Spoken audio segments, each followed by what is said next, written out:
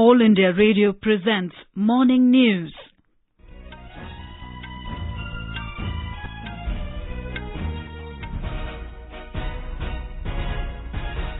Good morning. I am Tanvi Taneja. The headlines. Filing of nominations for fifth phase of Jharkhand Assembly polls ends today. Centre asks state governments to crack down on traders hoarding onions to curb rising prices.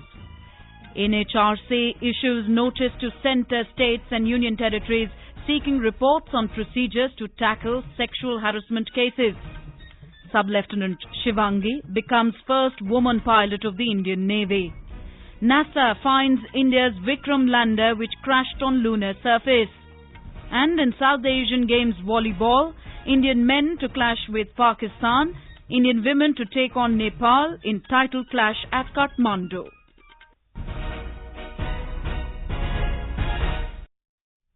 In Jharkhand, today is the last day of filing of nominations for the fifth and last phase of state assembly elections. Polling would be held on the 20th of this month in 16 constituencies spread over 6 districts. In all, 181 candidates have filed their nominations for this phase so far.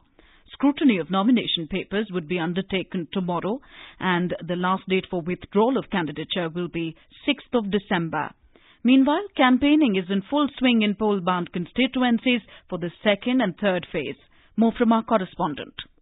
Jharkhand Mukti Morcha President Shibu Soren, addressing his first public meeting at Kuchai in ongoing election, claimed that only his party can better take care of Jharkhand. Senior BJP leader and Chief Minister Raghuvar Das said the assembly elections are opportunity for people to write future of Jharkhand. Jharkhand Vikas Morcha Chief Babulal Marandi promised revival of health facilities, electricity in rural areas and reservation of 50% to women in government jobs. Leaders of the Congress, RJD, JDU, LJP and other left parties are also holding election rallies in support of their candidate. Dharmendra Kumar Rai, AIR News, Ranchi.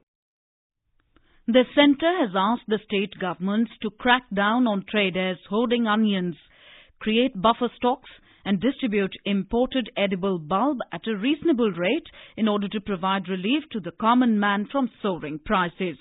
Cabinet Secretary Rajiv Gauba yesterday chaired a meeting of the Committee of Secretaries to review the issue of rising onion prices across the country. In a video conference with the Chief Secretaries of 11 major onion-producing states, Mr. Gauba was briefed about the various steps being taken by them to control onion prices. He directed the states that the overall availability of onions has to be beefed up, considering the temporary shortage, to stabilize the prices. The Cabinet Secretary also asked the states to utilize their food and civil supply departments to procure and distribute onions at reasonable prices. The centre has already banned onion exports and decided to import 1.2 lakh tons of onions, besides imposing stockholding limit on traders. The ministry monitors prices of 22 essential commodities based on the data collected from 109 market centres spread across the country. Finance Minister Nirmala Sitharaman has said that the government's decision to cut corporate tax rate for domestic companies, including new manufacturers, was taken in view of the US-China trade war. Replying to the debate on the Taxation Laws Amendment Bill 2019 in Lok Sabha yesterday, she said the move will help attract fresh investments, stimulate growth and generate employment. Later, the House passed the bill. It will replace an ordinance promulgated in this regard. The bill provides domestic companies with an option to pay tax at the rate of 22%, provided that they do not claim certain deductions under the Income Tax Act. The National Human Rights Commission, NHRC, has issued notices to the centre, all states and union territories, seeking reports on the standard operating procedures, SOPs, to deal with the cases related to sexual violence against women and the use of the Nirbhaya Fund. Taking suo motu cognizance of media reports on cases of sexual assault, the Rights Panel issued notices to the Chief Secretaries of all states and union territories seeking reports within 6 weeks about the status of the Nirbhaya Fund. It has also asked the details about availability of the fund and the money spent during the last 3 years. The Commission has also issued notices to the Directors General of Police of all states and UTs, calling for their response about the SOPs and the best practices adopted by them to deal with matters relating to sexual abuse and atrocities against women. Meanwhile, both houses of Parliament expressed outrage over the gruesome gang rape and murder case of the veterinary doctor in Hyderabad and called for stringent punishment to the perpetrators. Swedish King Carl XVI Gustav held extensive talks with President Ramnath Kovind and Prime Minister Narendra Modi to expand the overall bilateral cooperation in diverse areas.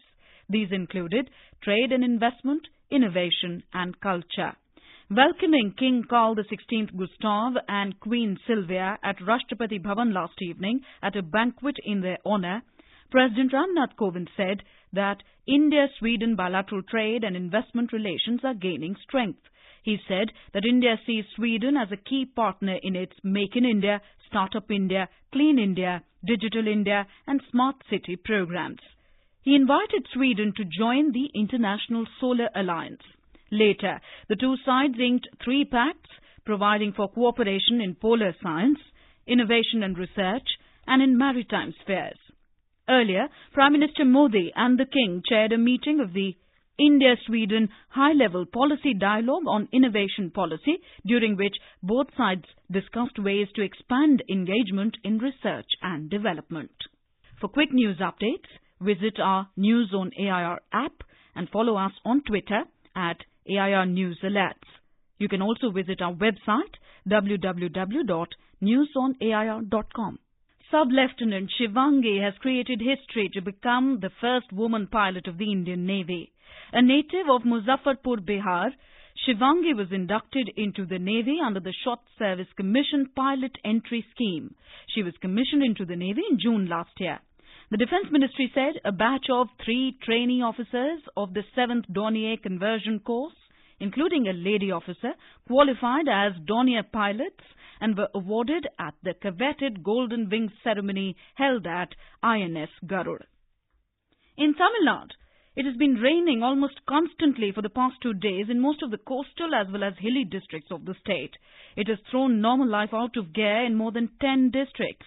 Chief Minister Edappadi Palaniswamy is scheduled to visit the rain-affected western districts today. We have a report. The low-pressure area that has formed in the Arabian Sea near Lakshadweep Islands is also expected to bring more rains in the districts of the state adjoining Kerala. In the meantime, a set of first responders, including 9,000 women, have been kept on alert in the 4,400 disaster-prone areas of the state. This follows a decision taken at a high-level meeting of ministers held under the chairmanship of Chief Minister Sri Edappadi Palaniswamy. Helpline numbers 1077 and 1070 have also been activated in the state. K. Parameswaran, Trichy. Jamaat-ul-Ulama-e-Hind has filed a plea seeking review of the Supreme Court judgment in the Ayodhya land dispute case. President of Jamaat-ul-Ulama-e-Hind, Maulana Sayyid Ashad Rashidi, filed the review plea. He said the judgment suffers from errors apparent on record and warrants a review under Article 137 of the Constitution. International Day of Persons with Disabilities is being observed today. This day is observed on the 3rd of December every year to increase awareness and promote the rights and well-being of persons with disabilities in all spheres of society. The theme this year is promoting the participation of persons with disabilities and their leadership, taking action on the 2030 Development Agenda. A correspondent has more.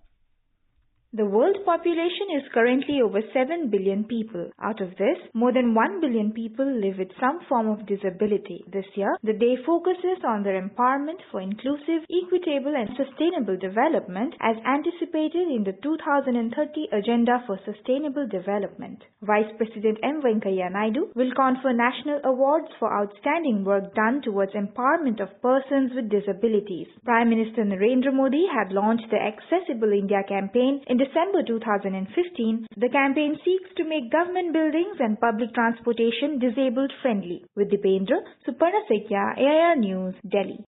In Madhya Pradesh, Several programs are being organized in Bhopal today to mark the 35th anniversary of the Bhopal gas tragedy, one of the worst industrial disasters of the world.